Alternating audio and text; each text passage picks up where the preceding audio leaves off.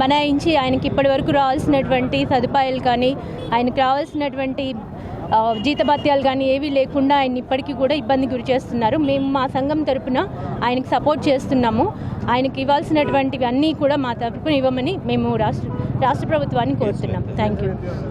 రాష్ట్రంలో గడిచిన 5 సంవత్సరాల్లో గత ప్రభుత్వము ఉద్యోగ ఉపాధ్యాయ పెన్షన్లపై ఉక్కుపాదం మోపింది.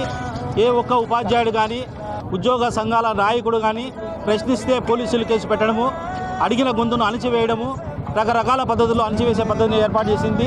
మా నాయకుడు కేఆర్ సూర్యనారాయణ గారిని అక్రమంగా కేసులు బదాయించి ఉద్యోగ విషయంలో ఏమాత్రం మాట్లాడకుండా అణిచివేయడానికి ప్రయత్నం చేసింది. ఏసీబీ కేసులు బనాయించింది. ఏసీబీ కేసులు అయితే ట్రాప్ అన్నా చేయాలి, లేకపోతే డిస్ప్రపోర్షన్స్ అసెట్స్ అన్నా బనాయించాలి. ఈ రెండూ కాకుండా ఏ సంబంధం లేని, ఏ విధంగా అతనికి సంబంధం లేని కేసులను ఏ కేసులు పెట్టారో చెప్పకుండా 4 నెలల పాటు వేధించడం జరిగింది. వాళ్ళ కుటుంబం ఇంట్లో ఆడోళ్ళు ఉంటే పోలీసులు ఇంటి చుట్టూ పెట్టి కుటుంబ పరంగా మానసికంగా వేధించడం జరిగింది. అయితే ఏ కేసులు పెట్టారా అంటే ఏ కేసులు పెట్టింది చెప్పకుండా చేయడం జరిగింది. 4 నెలల తర్వాత ఈ దేశంలో అత్యున్నత న్యాయస్థానమైన సుప్రీంకోర్టు నుంచి అన్కండిషనల్ బెయిల్ తెచ్చుకున్నప్పటికీ కూడా ఈ రాష్ట్రంలోని పెద్దలు సజ్జల రామకృష్ణారెడ్డి, పిఎస్ఆర్ ఆంజనేయులు గారు ఈసారి ఉద్యోగ సంఘాలను నువ్వు తిరిగితే నిన్ను ఎత్తేస్తామని చెప్పడం జరిగింది.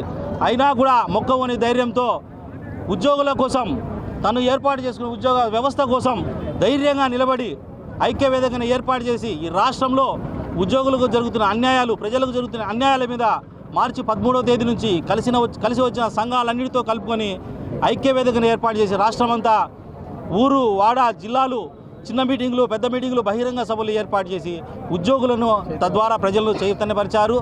ఈ విధంగా మా జీపీఎఫ్ సొమ్ములు 500 కోట్లు ప్రభుత్వం దొంగతనంగా విత్డ్రా చేసి చెప్పినా కూడా తాబేదు సంఘాలైనటువంటి ఏపీ ఎన్జిఓ సంఘం కానీ ఇతర జేఏసీ సంఘాలు కానీ గత ప్రభుత్వానికి వంతపాడుతూ భజన చేస్తూ ఈ డబ్బులు టెక్నికల్ గ్లిచ్గా భావించారని చెప్పడం జరిగింది. అయినా కూడా మా రాష్ట్ర నాయకులు మీ మీద దొంగతనం క్రిమినల్ కేసు పెడతాం ప్రభుత్వం మీదని హెచ్చరించడం జరిగింది. జీపీఎఫ్ సొమ్ములు 12,000 కోట్లు మా ఖాతాలో ఉండాల్సిన డబ్బులను ప్రభుత్వం వాడుకునింది. తద్వారా మాకు అత్యవసరమైనటువంటి వైద్య సదుపాయాల కోసము, పిల్లల పెళ్లిళ్ళ కోసం దాచుకునే లోన్ పెడితే దరిదాపు సంవత్సరం పైన మా అకౌంట్లో పడే పరిస్థితి ఏర్పడింది. ఈ విధంగా డిఏలు అడిగితే వేధించడము, పీఆర్సీలు అడిగితే వేధించడము, మా జీపీఎఫ్ డబ్బులు మాకు ఇమ్మటే వేధించడం ద్వారా గత ప్రభుత్వం ఉద్యోగులను ఉక్కుపాదం పెట్టి మోపింది. మా సూర్యనారాయణ గారు ఊరు వాడ తిరిగి ఉద్యోగులను ప్రజలు చైతన్యపరిచి తద్వారా పోస్టల్ బ్యాలెట్లు కానీ గత ఎన్నికలలో పోస్టల్ బ్యాలెట్ ద్వారా కానీ ప్రజలు అధిక సంఖ్యలో ఓటును వినియోగించుకోవడం ద్వారా కానీ చైతన్యపరచడం జరిగింది. ఎంసీసీ కోడ్కు నిబంధనలో లోబడి ఈ కార్యక్రమాలను చేసి ఈ ప్రభుత్వము ఇప్పుడు ప్రస్తుత ప్రభుత్వం ఏర్పాటు చేయడానికి ప్రధాన భూమిక పోషించారు మా నాయకులు సూర్యనారాయణ గారు.